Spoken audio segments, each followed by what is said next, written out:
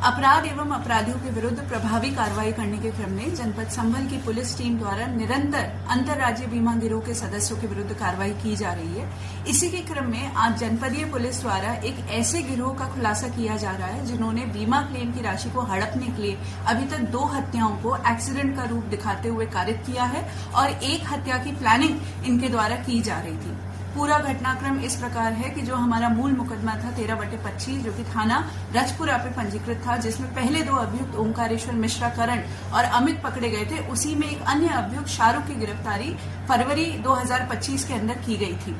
जब शाहरुख के पास से हम लोगों ने एक मोबाइल भी बरामद किया था और विवेचना के क्रम में ही जब हम उसके द्वारा उसके पास से जो बरामद मोबाइल था उसके डेटा का अवलोकन कर रहे थे तो हम लोगों ने एक बहुत अजीब सी चीज पाई कि एक व्यक्ति कमल के साथ जो उनकी व्हाट्सएप चैट्स थी उसमें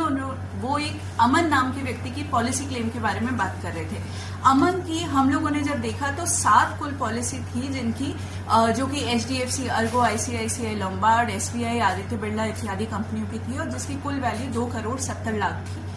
अमन की क्लेम की बात चल रही थी। हम लोगों ने ये भी देखा कि उसकी एक FIR जो कि जिसमें कि उसकी मृत्यु एक्सीडेंट से होना दिखाई गई थी, जो कि थाना रहरा जनपद अमरोहा पे मुकदमा पंजीकृत था, वो थी। उसके अलावा FR की जो कॉपी थी वो भी थी। क्लेम के डॉक्यूमेंट्स को जब हम लोगों ने गहनता से देखा तो उसके अंदर PM रिपोर्ट और पंचनामा भी संलग्न था और PM रिपोर्ट को जब देखा गया तो अमन के शरीर पे एक्सीडेंट की चोट दिखाने के बावजूद पूरे शरीर पे कहीं पे भी कोई खरोच भी नहीं थी और मात्र सर पे 4 बड़ी इंजरीज थी, जिसमें 2 चोटें 3/5 सेंटीमीटर की बोन डीप इंजरीज थी।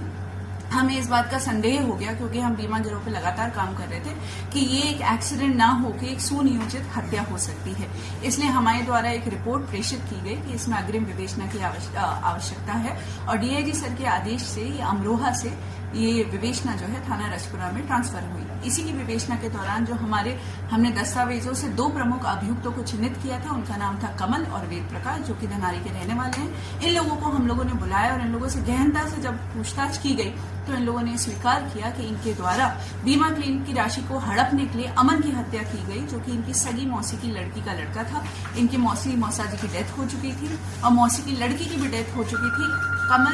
अमन जो व्यक्ति था वो एक तरीके से अनाथ था और उसका कोई भी आगे पीछे नहीं था, तो इसलिए इन्होंने अपने अन्य साथी, इसमें एक सुनील नाम का व्यक्ति है जो कि थाना रजपुरा के हिरौनी का रहने वाला है और इसमें इनका आप कह सकते हैं लिखा पढ़ी में मुंशी था, वो बीमा की पॉलिसी की बहुत अच्छे से जानकारी रखता था। इनके अन्य साथी ओम प्रकाश प्रेम शंकर थे जिन्होंने इनको आइडिया दिया था किस तरीके से हत्या करनी है, जो कि धनारी के रहने वाले निर्देश और उसके जो सगे मामा हैं उदय भान, वो भी इसके अंदर इनके साथ घटना में शामिल थे। ये लोग सुनियोजित तरीके से पहले इन्होंने इस बच्चे की साथ पॉलिसी कराई 2,70,00,000 की, फिर इससे ये लोग धनारी से लेकर गवां से होते हुए ये लोग रहरा थाना में पहुंचे, जो कि एक सुनसान सा क्षेत्र है, जंगल है वहां पे। उसको अत्यधिक दारू का सेवन कराया, फिर उसके बाद हथौड़े से उसका सर फोड़ के उसकी हत्या कर दी। बाद में खुद ही वादी बन के इन्होंने थाना रहरा पे मुकदमा पंजीकृत कराया और क्लेम की राशि हड़पी, क्योंकि हमें इस बात का अंदेशा हो गया था कि ये इनके द्वारा कारित की गई पहली घटना नहीं हो सकती है। तो इनसे गहनता से और पूछताछ की गई। उन्होंने पूछताछ में फिर से कबूला कि इन्होंने एक अन्य व्यक्ति सलीम, उसी की भी बिल्कुल इस तरीके से हत्या करी थी, जिसकी हत्या में एक बाबू नाम का शख्स भी शामिल था। सलीम भी इसी तरीके से नवयुवक था, जवान था, उसके भी पहले हथौड़े से सर फोड़ के थाना रहरा क्षेत्र में ही हत्या की गई और उसके ऊपर गाड़ी चढ़ा दी गई, ये दिखाने के लिए कि उसकी जो मृत्यु है वो भी एक्सीडेंट में हुई है। सलीम की मृत्यु से ये लोग 78 लाख रुपए का क्लेम ऑलरेडी पा चुके थे।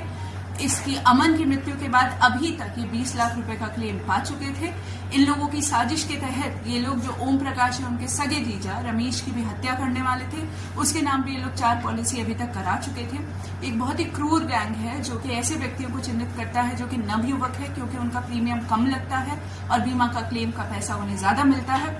उन लोगों को चिन्हित करते हैं, बर्बरता पूर्वक उनका सर फोड़ के उनकी हत्या कर देते हैं और उस हत्या को एक्सीडेंट का रूप दिखाते हुए बाद में क्लेम की राशि को प्राप्त कर लेते हैं। इन लोगों को हत्या का दोषी मानते हुए आज मुकदमा अपराध संख्या 345/23 में अंतर्गत धारा 420, 302, 201, 475, 120B IPC में गिरफ्तार कर न्यायिक अभिरक्षा में भेजा जा रहा है। मैम कितने मामलों के इस तरह की जो बीमा गैंग के तो कितने आरोपी अब तक जेल भेज चुके हैं? ये जो हमारी गैंग है इनके द्वारा 2 हत्याएं की गई हैं और उसके अलावा 1 हत्या की इनकी प्लानिंग थी, परंतु इससे पहले जनपद संभल की पुलिस द्वारा 2 इसी तरह की हत्याओं का अनावरण पिछले 10 दिनों में किया गया है। एक थाना चंदौसी के अंदर एक दरियाब नामक विकलांग व्यक्ति की इसी तरीके से हत्या की गई थी और बाद में उसे एक्सीडेंट का रूप दिया गया था। अभी हाल ही में थाना भैजोई में एक व्यक्ति जिनका नाम नवीन है, उन्होंने अपने सगे भाई संजय को ई रिक्शा से धक्का मारकर और बाद में उसका सड़क पर पटक कर उसकी हत्या कर दी थी और उसे एक्सीडेंट का रूप दिखा के बीमा का क्लेम दिया था। मैम मृतकों की इसमें मैम जो कितनी पॉलिसी अभी तक जो है कराई गई थी इसमें